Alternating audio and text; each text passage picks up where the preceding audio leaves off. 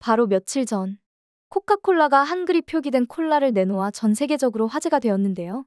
한글 로고가 박힌 이 콜라는 한정판으로 36개국에 출시된다고 합니다. 코카콜라 같은 세계적인 기업도 한류를 주목한다는 것은 그만큼 한류가 매출에 긍정적인 영향을 미칠 것이라고 판단했기 때문인데요. 한류에 주목한 것은 이들뿐이 아닙니다. 실제로도 명문대 교수들 또한 한류에 대해 무척 흥미로워하고 있는데, 하버드 비즈니스 스쿨의 경우 CJ 제일제당을 K푸드 세계화 성공 사례로 보고 이를 분석한 연구가 하버드 교재로 채택되었다고 하는데요. 오늘 말씀드릴 이야기는 바로 이 하버드 경영대학원에서 벌어진 웃지 못할 사건인데, 어떤 일이 있었는지 자세히 알아보겠습니다. 해당 사연은 인터넷 커뮤니티에 올라온 중국인의 이야기를 바탕으로 재구성되었습니다. 안녕하세요. 저는 하버드 비즈니스 스쿨에서 공부하고 있는 장위슈안이라고 합니다. 저희 아버지는 중국에서 식품회사를 운영하고 있는데 사원수는 총 80명 정도 되는 중소기업입니다. 사원수나 회사 규모에 비해 매출이 좋은 편이라 저는 꽤 유복한 환경에서 자라왔고, 아무 걱정 없이 공부에 집중할 수 있었던 저는 운이 좋게도 미국으로 유학가 그곳에서 대학을 다닌 뒤 식품업계 쪽 대기업에 입사했습니다. 그리고 이를 병행하면서 MBA 과정을 밟기 위해 하버드 비즈니스 스쿨에 다니고 있습니다. 아버지는 꼭 자신의 일을 이어받을 필요는 없다고 했지만, 저는 석사학위를 따고 돌아간 뒤 미국에서의 경험과 공부한 것을 바탕으로 우리 회사의 가업을 이어가고 싶었습니다. 저희 집안이 식품 회사 쪽이니 당연히 저의 관심사도 푸드 마케팅 같은 분야들이었습니다. 이 분야를 공부하다 보면 한국에 대해 위기감을 느끼게 되는 게 요즘 미국 식품업계에서는 한국 음식이 대파란을 일으키고 있었습니다. 얼마 전 트레이더 조에서 한국 냉동 김밥이 동인한 것부터 시작해서 심지어는 뉴욕타임즈의 돼지 곰탕이 극찬을 받는 등 한국 음식이 뜨거운 감자로 떠올라 있었습니다. 그뿐만 아니라 한국은 다른 나라의 음식과 재료들을 한국화하여 독특한 개성을 자랑하는 음식들을 만들곤 했는데요. 저에게 큰 충격을 주었던 것이 명량 핫도그였습니다.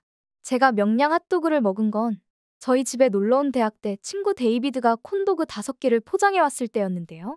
핫도그를 콘도그라고 불리우는 이유는 막대에 끼운 핫도그를 미국에서는 콘도그라고 부르기 때문입니다. 미국에서 저도 수많은 콘도그를 먹어봤지만 설탕을 뿌린 콘도그는 처음이었습니다. 설탕과 케첩이라니 뭔 말도 안 되는 조합인가 싶었는데, 한 입 베어 물어보니 케첩의 짠맛과 설탕의 달콤한 맛이 자연스럽게 어우러져 놀랐습니다. 또한 친구가 박스에 가져온 콘도그는 총 5개였는데 모두 종류가 다 달랐고 소스도 조금씩 달랐습니다. 소시지 대신 모짜렐라 치즈만 들어있는 핫도그, 콘도그 겉면에 라면을 부셔서 무친 라면 핫도그, 겉면에 감자를 튀긴 감자 핫도그 등등 콘도그 종류가 이렇게 다양할 수 있다는 걸 그때 처음 알았습니다. 제가 아는 콘도그라고 해봤자 소시지를 꽂고 반죽을 감싸 튀겨낸 것 하나뿐이었는데 말입니다. 저절로 감탄에 말을 중얼거릴 수밖에 없었습니다. 역시 미국은 기발하구나. 이런 창의성을 중국인들도 배워야 할 텐데. 엥? 이거 미국 회사 거 아니야. 미국식 콘도그는 설탕 안 뿌려. 한국 회사에서 만든 콘도그야. 그 말을 들었을 때 얼마나 충격이었던지요. 한국에서 이렇게 맛있는 음식을 만들어냈다고요? 그때까지만 해도 저는 한국을 내심 얕잡아보고 있었습니다.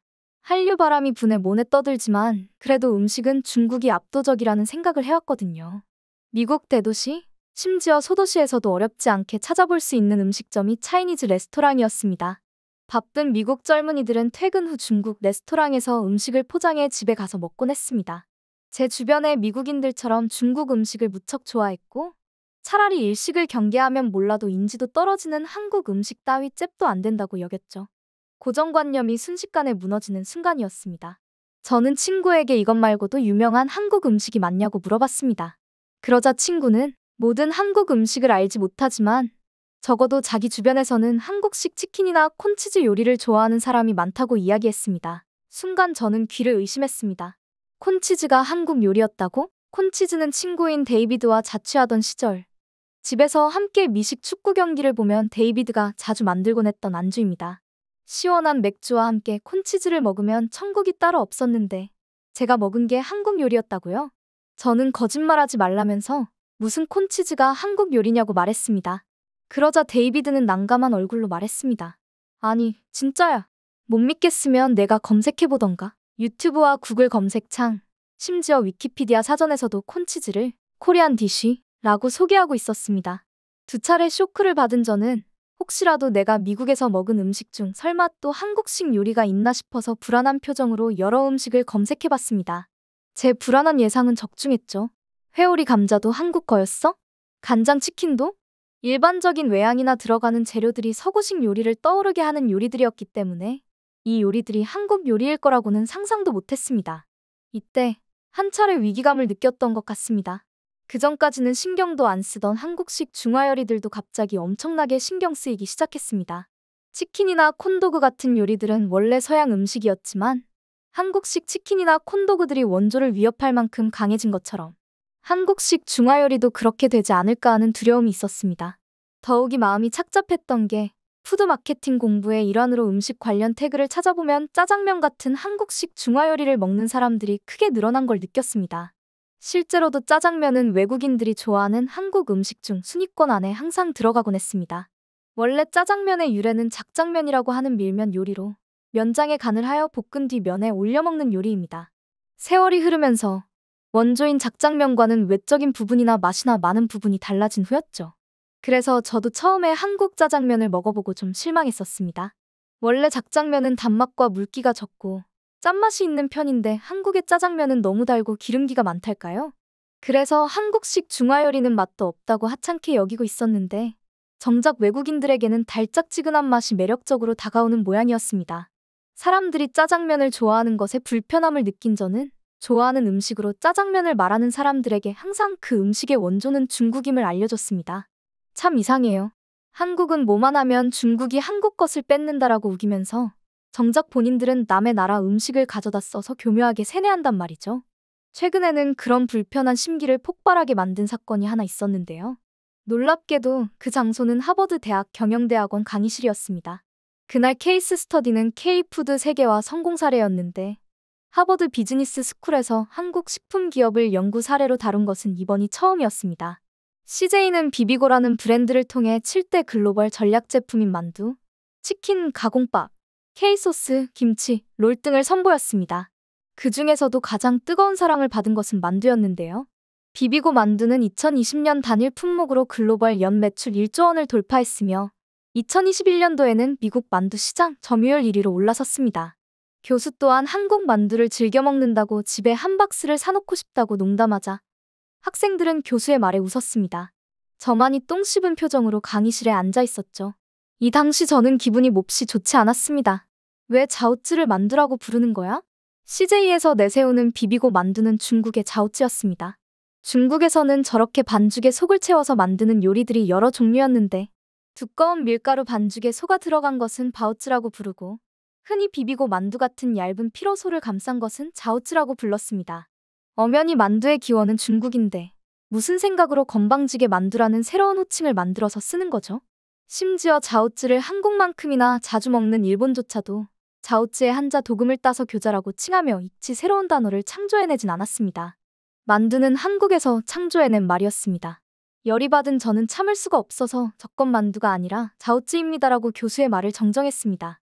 원래 만두라 불리우는 저 음식의 원조는 중국의 자오찌인데 한국인들이 자신의 브랜드가 인기를 얻자 은근슬쩍 만두라고 불리우며 미국인들을 가스라이팅하고 있다는 식으로 이야기했죠. 그러자 교수는 당혹스러운 표정으로 진정하라고 말했습니다. 저도 중국에 비슷한 음식이 있다는 걸 모르지 않아요. 미국에서 중국 음식이 얼마나 대중적인데 그걸 안 먹어봤겠습니까? 전 비비고 만두뿐만 아니라 중국식 만두도 아주 즐겨 먹는데 만두가 아니라니깐요. 왜 자꾸 만두라고 부르세요? 그리고 중국식 만두라뇨? 그 말은 마치 원조가 한국인 것 같잖아요. 점점 언성이 높아지자 주변에 있던 사람들이 수군거리기 시작했습니다. 교수는 골치 아프다는 듯 미간을 잡고 고개를 절레절레 흔들었습니다. 그러더니 한숨을 쉬며 갑자기 차가운 말투로 돌변했습니다. 좋게 가려고 하면 말을 못 알아듣는군요. 그는 근엄한 목소리와 함께 제 말을 반박하기 시작했습니다. 반죽에 속을 채우는 요리는 중국만의 것이 아닙니다. 그렇게 따지면 저는 이탈리아계 미국인인데 만두라고 부르지 말고 라비올리라고 부르자고 해야겠군요. 제 고향인 이탈리아에서는 순무와 고기를 다진 속을 반죽에 넣어 만든 라비올리라는 요리가 있거든요. 말해보세요. 한국식 만두를 라비올리라고 우겨도 되는 거죠? 그럼. 순간 저는 말문이 막혔습니다. 교수는 제 반응에 아랑곳하지 않고 계속 말을 이어갔어요. 이탈리아하고 중국만 이런 요리가 있겠습니까? 옆 스페인에도 엠파나다라고 해서 만두와 비슷한 형태의 속을 채우는 빵 요리가 있고, 터키나 동유럽 쪽에도 만두와 비슷한 만티라는 요리를 즐겨 먹기도 합니다. 한데 스페인이나 터키 사람들이 한국인들 보고 만두라고 부르지 말라고 만티나 엠파나다라고 불러야 한다고 지적하는 걸 본 적 있습니까? 글로벌 인재가 되고 싶다면 시야를 넓게 볼 줄 알아야 합니다. 그렇게 국수주의 적인 태도를 고수해서는 이 수업을 따라가기 어려울 겁니다. 학생들은 교수의 말에 동감한다는 듯 고개를 끄덕였습니다. 그의 말에 설득된 사람들은 저를 이상한 사람 보듯 쳐다봤고, 순간 수치심을 느낀 저는 고개를 푹 숙여버렸습니다. 뭐라고 반박하고 싶었지만 여기서 더 대꾸한다고 해봤자 유난으로만 볼 게 뻔한 분위기였습니다. 실제로도 어떤 학생이 어휴, 중국 학생들은 왜 저렇게 항상 예민할까? 라고 중얼거리는 목소리를 들었으니까요. 그날 이후로 저는 경영대학원 수업에 2번 정도 빠졌습니다. 도저히 그 교수의 얼굴을 볼 자신이 없더라고요. 일단은 만두의 원조가 중국이라는 것을 반박할 만한 자료를 찾아서 다시 수업에 찾아간 다음 그 교수의 콧대를 눌러주는 게 저희 계획입니다. 꼭 제 계획이 성사될 수 있도록 응원해주세요. 오늘의 사연 어떻게 보셨나요? 이 중국인이 교수에게 반박할 자료를 찾았는지는 모르겠지만 제 예상으로는 쉽지 않을 것 같은데요. 그도 그럴 것이 만두의 원조로 가장 신빙성 있다고 여겨지는 것은 메소포타미아 기원설이기 때문입니다. 기원전 메소포타미아인들은 밀가루를 물과 반죽한 뒤 다진 고기를 얹고 다시 피를 덮어 익혀 먹는 페게렌이라는 요리를 발명했고, 메소포타미아의 요리책에서도 그 흔적을 찾아볼 수 있습니다. 그리고 이 페게렌이 서쪽으로 가서 이탈리아의 라비올리가 되었고, 실크로드를 따라 동쪽으로 이동해서 만두가 되었다는 것이 가장 유력한 의견으로 여겨지기 때문이죠. 근데 원조가 어디든 솔직히 뭐가 중요하겠습니까? 맛있으면 그만이죠. 그럼 저희는 더 재밌는 이야기로 돌아오겠습니다.